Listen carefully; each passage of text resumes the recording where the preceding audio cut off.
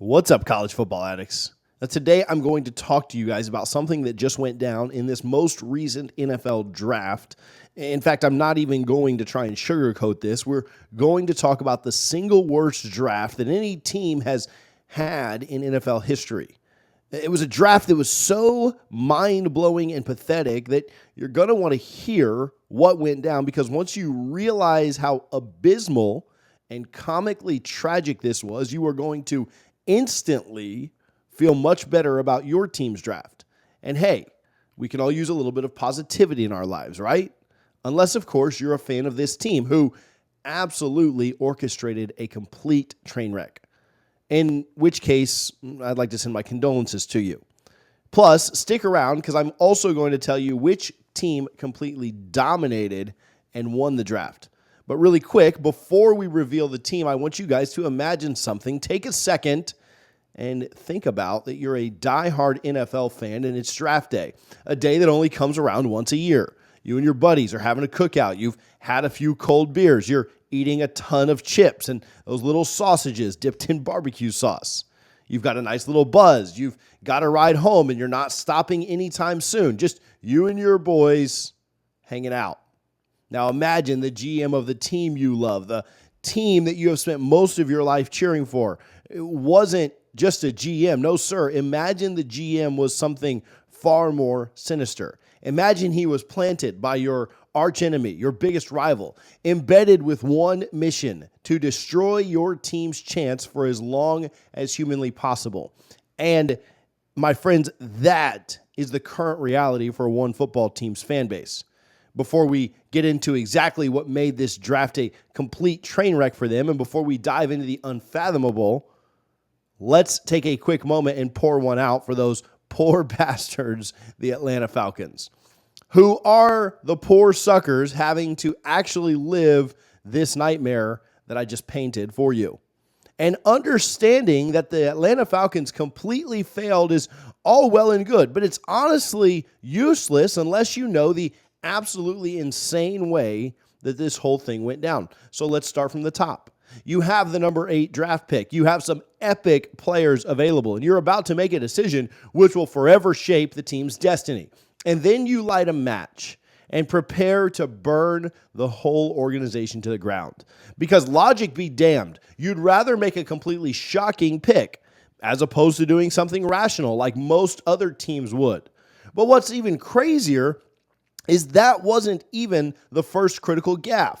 No, the biggest failure happened almost a month prior when you signed 36-year-old Kirk Cousins to a massive 4-year, $180 million contract with $100 million guaranteed.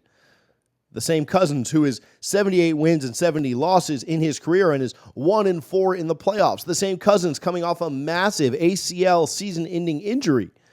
Most sane Atlanta fans were extremely worried already with this move, but trust me, it got much worse during the draft.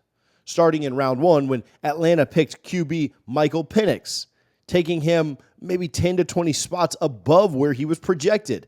And I like Michael Penix a lot. This is not meant as disrespect to him. He was absolutely epic in Washington. But out of all of his college seasons, he's had 4 of them that ended with injury. And apparently Atlanta has a thing for QBs with blown ACLs, because Penix has blown his twice. Total salary that they've tied up another $23 million to go along with the $180 million that they're paying Cousins. Annual salary, you're talking about like $60 million on just these two.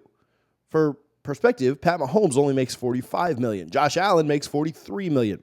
This is pure craziness for a team to spend this much on these two QBs. But the craziness didn't just stop with round 1. With the 35th pick, Atlanta traded its 3rd round pick to move up 8 spots and take rookie Ororo.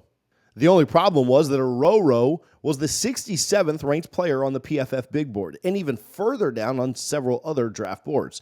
In other words, they could have easily got him with the pick they traded. In fact, you were hard-pressed to find a mock draft that had him going before the 3rd round.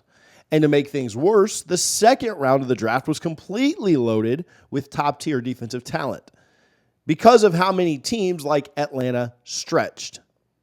Next, Atlanta went on to draft Braylon Trice, who turned out to be the only player they drafted who actually went where they should have.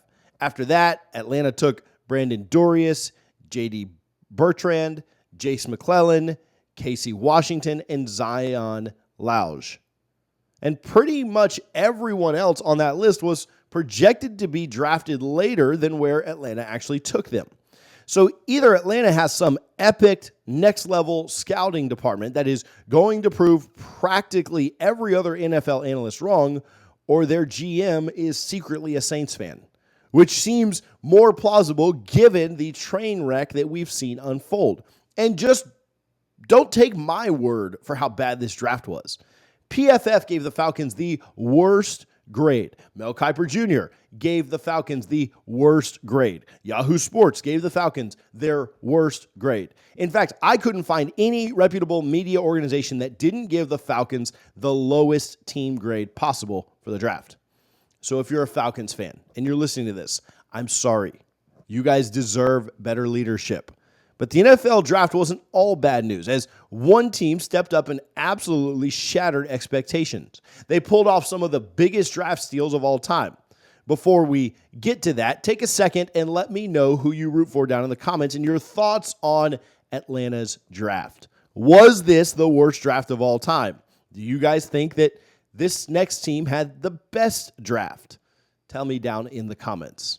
Now, I think the team that dominated the draft and did better than anyone else was the Philadelphia Eagles, who basically did the exact opposite of every single thing that Atlanta did.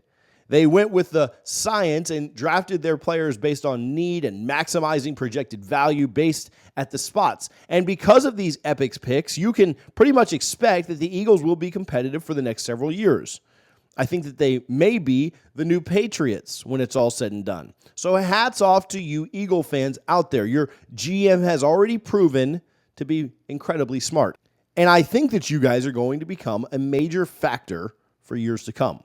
So now that you fully know who had the worst draft in NFL history, the problem that you may not fully understand is what's going on with college football and conference realignment, and the major changes which are coming that are about to shock all of college football.